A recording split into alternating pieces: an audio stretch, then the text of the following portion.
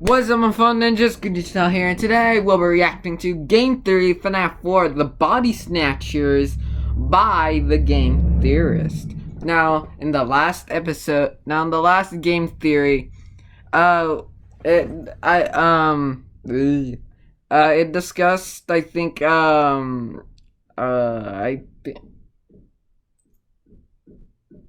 don't remember actually. It's been a while. And but it lets us off in a cliffhanger about psychic friend Fredbear. So yeah, guys. So we're gonna get to see him again. So yeah, we haven't seen him in a while in Game Theory. So yeah, guys. The original link's in the description. Make sure to go subscribe to the Game Theorist if you haven't already. With that being said, let's begin. He's your buddy when your brother is a jerk. He's your pal when your dad is off at work. He won't leave you when you go get a bite, at least until the sixth night. He's here, he's there, he's everywhere. Who you gonna call? Psychic friend Fredbear. Yeah, that's awesome. I like that. But I like the old one. Is like, I like the old one because it's more, how do you say it? Happy. He's a flower for reasons still unknown, and he stalks you on your way back home. He makes a promise that throws off all the lore. Seriously, Scott, what is this line for? And is it supposed to be in a slightly different yellow font here? Are you meaning this to be figurative or literal? Because if it's literal, you are opening up a literal can of worms. He's here, he's there, he's everywhere. Who you gonna call? Psychic friend Fredbear. He's here, he's there, he's everywhere. Who you gonna call? Psychic friend Fredbear. Oh. Hello, Internet! Welcome to Game Theory, where I start off today with a disclaimer. Warning! In entering this video, and honestly all of my theories, you are entering a zone of speculation, where any idea is valid for consideration in the hopes that it solves more problems than it creates, answers more questions than it raises, or ties together dangling pieces of evidence in a narratively satisfying way. Am I trying to solve the lore? Yes. Am I doing it by asking really extreme, over-the-top questions, looking into very specific details way too closely, and more often than not drawing connections between concepts that probably aren't connected at all? Absolutely yes. Side effects of entering the theory zone may include a blown mind, total and utter confusion, a deeper appreciation of your favorite franchises, fun stories to share with friends, a head full of random factoids that will at no point aid you in life, and disillusionment about human existence and our own place in the universe. Enter at your own risk. Disclaimers aside, theory crafting is a tricky needle to thread. A good theory is one that has enough evidence to support it, but not so much evidence that it's basically a known fact. It requires extrapolation, thinking beyond just the stuff that we're given, but not so far past that you're overreaching or making baseless claims. And all of that while still maintaining a satisfying story. A story that stays true to the franchise that you're talking about while not being afraid to take that known story in new, often riskier directions. In a lot of ways, theory crafting is like writing fan fiction, just, you know, with more evidence and less aggressive cuddling. God, no. Lot less aggressive cuddling than some of the fan fictions I've been exposed to over the years.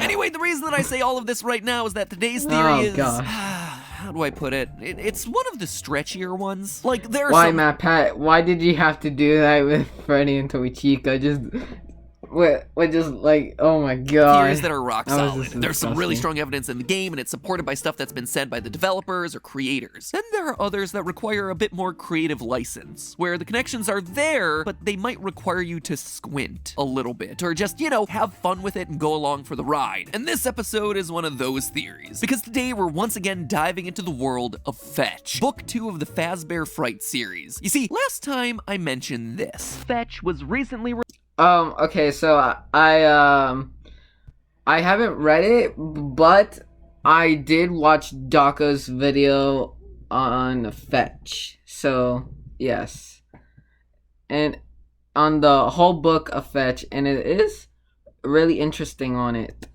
released, and it is, well, if I'm being honest, it feels much less connected to the series than the first one. The connections to the main lore are definitely a bit shakier. This one, meanwhile, introduces us to a lot of new things. A smartphone-powered animatronic dog named Fetch, tiny free-roaming versions of Freddy not this one yet, but this one, the Fazbear called Lonely Freddy's. That felt weird to me. Every story of the first book felt very connected to established characters, from Golden Bunny suits to shape-shifting baby to Funtime Freddy. So why was this one? The Funtime Freddy story was really, really dark. Go watch Daco's video or read the book. Or if you want to read the book, just read the book. Daco explains it. It's really dark. The second book doing so many new things. It felt like a pretty extreme tonal shift, especially considering Scott had just posted about how these books would fill in some of the blanks from the past. So then I thought about it, and I considered what blanks from the past this odd collection of stories might be trying to fill, and something clicked. And the plush-up story is really good that too. One of the new inclusions in this book is actually something that we've known about for a long time. An oddball character that's confused us and stymied our theories for years. I believe that there's a chance. And I also like the Lonely Freddy. I'm sorry for pausing. I just couldn't get to... Sorry, I just forgot to talk about that. And I also haven't read, and I also haven't seen the baby one, and also the pit one. So I might see the Daco video on that one and the baby one, because I don't have Fetch yet. A chance that Fetch's Lonely Freddy's may actually be the real identity of FNAF 4's psychic friend Fredbear. You remember that plush doll from FNAF 4 with the living eyes that tracked your movements as you walked around the room, that stalked you in the streets and disguised itself as a flower? The thing that could actually read the crying child's innermost thoughts. I think that guy was a type of Lonely Freddy doll. But to truly understand why I think these two are connected, let's begin with Lonely Freddy's story. All right, let's see. To quickly recap this story in a bit more detail than I did last time, because now the details actually matter for the theory. Alec is an angry teenager who's upset that his younger sister Hazel gets all of their parents' love and affection because she's practically perfect in every way. So when Hazel, just out of the blue, starts being overly nice to Alec and wants to join him in making their parents miserable, he doesn't trust her. He suspects that she's up to something, and so he concocts a plan to expose her for being a spoiled brat at her upcoming birthday party. Yes, this is actually true. At, wouldn't you know it, the local Freddy Fazbear's Pizza. His plan, well, it's not a particularly good one, and if I have to fault this story for one thing, it's that the mechanics of how it all works is kind of confusing, so stay with me here. At Freddy's, they have this big money booth. You know, those clear boxes with fans that blow all these tickets around you, and you try to grab them, and you walk away with whatever you're able to capture in the booth. And in the booth, there's a special ticket that allows you to win the top prize in the restaurant. A Yarg Foxy. Basically a large Foxy doll with extra hook-swinging action. Okay, so... Woohoo! Sounds safe to me. So it seems like Hazel really wants to win the Yarg Foxy, so Alex sabotages her chances by taking out the special winning ticket before she gets in. Except she does win. By some weird, magical, unexplained miracle, the ticket winds up in her hair and she wins the Foxy doll. The twist, though, is that she didn't want to win it for herself. She wanted to win it for Alex. You see, Alex secretly loves Freddy's Pizzeria, but he never gets to have his birthday there. And of all the characters, he loves Foxy the most, even pretending to be Yarg Foxy around the house when no one's looking. But when Hazel tries to give it to him as a sign of friendship, as a way to try— I'm sorry. I don't despise furries. I'm sorry. I'm sorry. To all your furries, I'm sorry. Don't hate in the comments. I'm sorry. I do not hate furries. It just sounded funny. And finally make him happy, all it does is infuriate him. Once more bested by his perfect sister, Alec loses it, he rips the Foxy doll and runs off to the storage room crying. Once there, he meets a Lonely Freddy doll, a small, free-roaming version of everyone's favorite bear. The bear hypnotizes him and then body swaps with him, leaving Alec's consciousness trapped forever in the doll's body, while an AI with his face roams free, unbeknownst to his family. So forgive me the detailed— This is a really sad story, and he can't like move it. Okay, and Daco explained it really well. He can't move his jaw. He can't like talk. he tries to move. He couldn't like reach the door handle, and then he figured out he swapped bodies with the Lonely Freddy. It was really sad. Plot description, but I needed to get all that in because Alec's story, strangely enough, closely matches what we see happening in FNAF 4's Crying Child. Now, I don't think Alec is the crying child by any means. There are just way too many differences here, but I did want to call out how similar these two stories are because the parallels seem intentional. They seem to be inviting us to compare these two stories. So let's do exactly that. Just like in FNAF 4, there's a countdown to Oh no.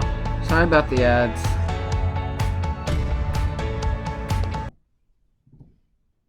to a birthday party happening at Freddy's at the end of the week. Though in this case, it's a sister's party and not his. Speaking of the sister, Alec's younger sister Hazel is described as being cute and perfect, with a lot of emphasis being placed on her green eyes and her curly yellow hair. An important physical description considering Elizabeth, the girl who would go on to possess Baby and who we assume is Crying Child's sister and owner of this room in FNAF 4, is also blonde with green eyes. In fact, eye color is brought up a lot, an unusual amount throughout the Lonely Freddy story. Quotes like this: Alec had never noticed the bear's eyes before. Had they always been that blue? And again, its eyes were as blue and deep as an ocean trench. Over 13 times are eyes in this story qualified by their color, which is worth noting considering that a lot of the other short stories thus far in Fazbear Frights have had themselves pretty sparse character descriptions. But this one, for some reason, really chooses to emphasize the fact that Alec and Hazel have green eyes and that Lonely Freddy has blue eyes, which, if you have an obsessive level of knowledge of the series, should ring a few alarm bells. In Sister Location, eye color was a huge deal, so much so that I did a whole theory about it back when Sister Location came out, where the baby animatronic had blue eyes until she scooped Elizabeth and her eyes turned green. That's Here right. we have something very similar happening. Quote from the story: Alex stared hard into the blue eyes of Lonely Freddy, eyes that had burned through his soul, and he searched for answers of his own, but he only came away with more questions, because the blue eyes of the bear had suddenly turned a light green. End quote.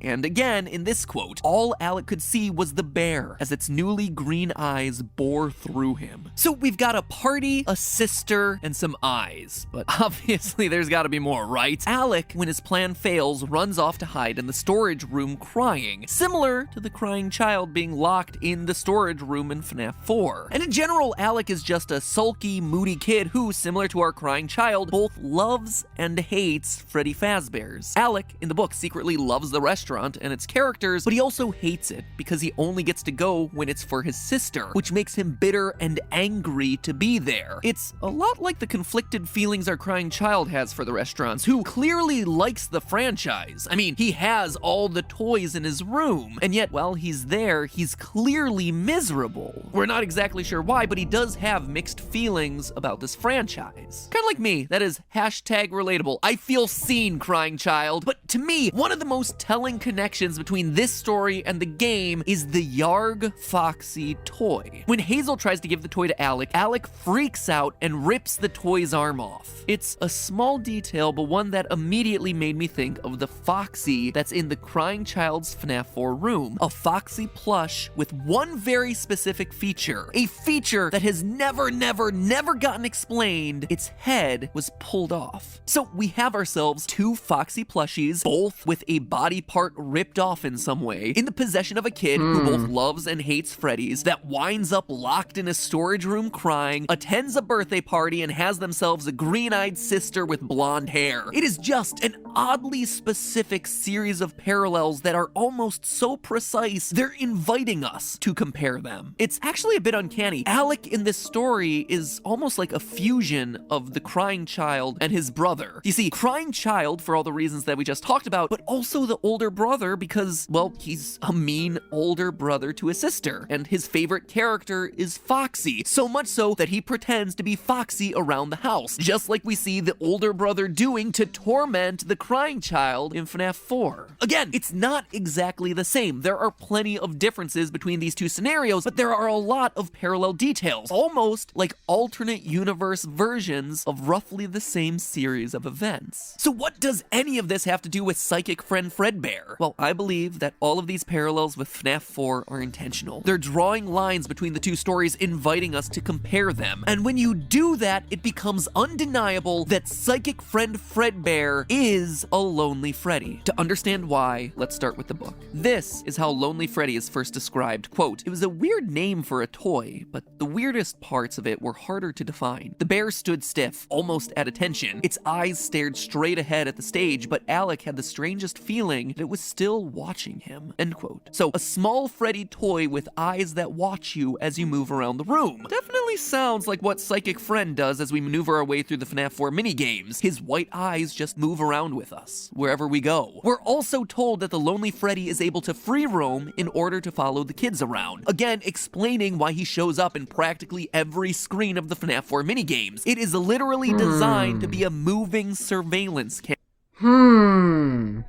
This sounds interesting. I mean, maybe it can't disguise itself as a flower or whatever, but just chalk that one up to Scott's artistic license. Later in the story, we're told what the purpose of the Lonely Freddy is. Quote again, "At Freddy Fazbear's, we believe that no child should have to experience the wonder and delight of Freddy Fazbear's Family Pizzeria alone. Using patented technology and a touch of that Freddy Fazbear magic, Freddy will learn all about your child's favorite things just like a true friend." Aunt Gigi leaned close to their mom. "Is it just me, or does Lonely Freddy sound like the cure for the unwanted kid? It's a mechanical last resort, as in no one wants to play with this kid, so here's a machine that'll do it instead." And yeah. Quote, "This is a device specifically designed to become a friend to sad and lonely children. Children..." Wow, what is that? Wow, that's a sad toy. Just like FNAF 4's crying child. Children just like Alec. And in a line, again drawing parallels between the two stories, we get ourselves this. Quote, "If there was ever a kid who would have been foisted onto a Lonely Freddy at a birthday party, it would have been Alec." Now, this is important. One of the strangest things about Psychic Friend Fredbear in the game was his knowledge of crying child's innermost thoughts, saying things like, "Remember what you saw," and "he hates you." It's the whole reason I started calling him Psychic Friend Fredbear in the first place. The toy's knowledge of what was going on inside the boy's head was just uncanny. Just one of the many strange things about this character. One of the many strange things about this character that gets an explanation via Lonely Freddy's behavior in the story. The bear approaches Alec in the storage room and starts asking questions. Questions that start to turn serious. Quote from the book, yeah, okay. "I've been waiting You guys have to listen to this. for you, friend," the bear said. "We should be best friends." "It's a stuffed animal," Alec told himself. "It's a stuffed toy." "What's your favorite color?"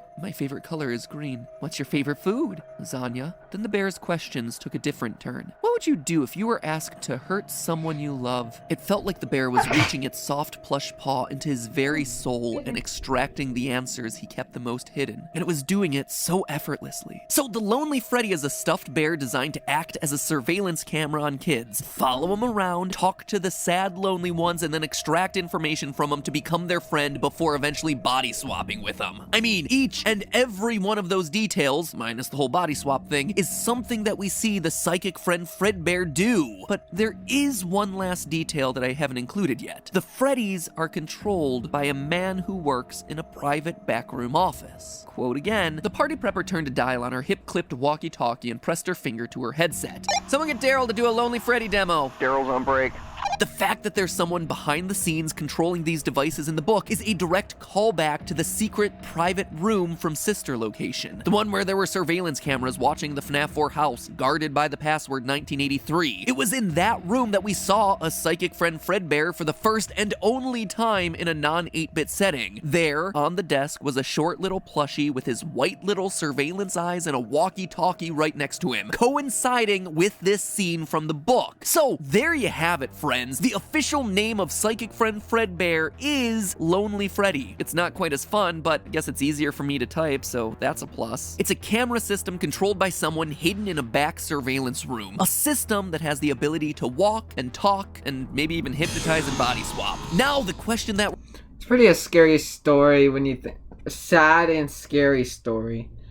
Because swapping bodies with an animatronic is pretty spooky. We're left with is who was controlling it in FNAF 4. I mean, it seems like the obvious answer here should be William Afton, right? Who else would be doing it? But the bigger question is why? Why would he be doing all this just to watch what we assume is his own son? And then over in Bookland, the question is whether all of this is intentional. It seems like the employees don't actually know the true nature of these robots, so is this an AI roaming around? Or was a normal Lonely Freddy swapped out for one with body snatching abilities? That one seems like the most likely scenario, considering in story number 3, out of stock, the plush trap chaser is swapped with an evil one with human body parts. So maybe William Afton or some of his people in this book universe are slowly seeding out evil animatronics into the world to run as little test cases. Also, since I'm wrapping up my discussion of Fetch here, something else for you to chew on. At Hazel's birthday party, there's a girl named Charlotte. A girl who shares a name with the child that we know goes on to possess the puppet. A girl who, in this story, is allergic to chocolate and accidentally eats some and then spends the rest of the party vomiting. Could this actually give us an explanation for why Charlotte in the games would end up outside of the party, outside of the restaurant, when we see her in FNAF 6, before she eventually gets killed and turned— That really could explain why.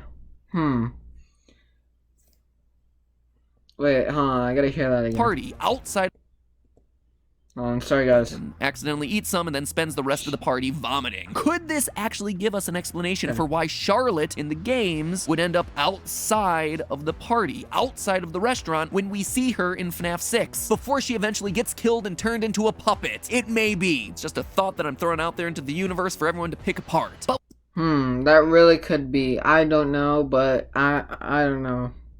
It could make sense, but I don't know. with Fetch out of the way, it's time to look ahead. Because based on the descriptions, it's books number 4 and 5 coming out later this year that seem like they may hold the biggest lore reveals yet. In book 4's description, we see that one of the main characters will have the name Susie. If she also has herself a dog, Susie is almost guaranteed to be confirmed as our Fruity Maze girl, and our first ever victim, the one who goes on to possess Chica. We also know that one of the book 4 stories will be about Pete and his younger brother who, quote, get in a fight in the wake of their parents' divorce and fall prey to a gruesome curse. Two brothers with divorced parents that have some blood curse on their family? Seems like it could be another stand-in for our crying child and Foxy Well, let's see what just happens. Getting wrapped up in the cycle of serial killing their father started decades prior. And then, flipping over to book number 5's description, quote, in room 1280 of Heracles Hospital, something evil is keeping a man alive. A man with gruesome burns all over his body and an iron will to live. Sounds a lot like our good old buddy William. Or it could be the aftermath of the FNAF 6's restaurant burning. With that being the last book in the Fazbear Fright series, I'd expect that one to tie up a lot of different loose ends. Speaking of loose ends, by the way, I hate them. That is why this show exists, to get rid of narrative loose ends, to tie them up, put them neatly and organized back on the shelf. So you know what I really appreciate? What doesn't have loose ends? Wireless earbuds. No wires means no obnoxious tangling, which in turn means less stress. And it is a very stressful time right now, so I'll take less stress anywhere I can get it. And if you want to get yourself some— that's it, guys. Man, I wish I had wireless earbuds. Anyways, guys, that's it for today's video. Man, well, it did make sense. Well, it kind of did make sense for the parallel universe to where Matt had explained for the parallel universe of Lonely Freddy. And, I guess that would kind of make sense. I don't really know. So, yeah, and, about the, Charlotte thing, eating chocolate and, being kicked outside, and that's why she's the puppet. I think that could, and here, let me see what she said. He said. Here, hold on, let me go back. So maybe William Afton or some of his people in this book universe are.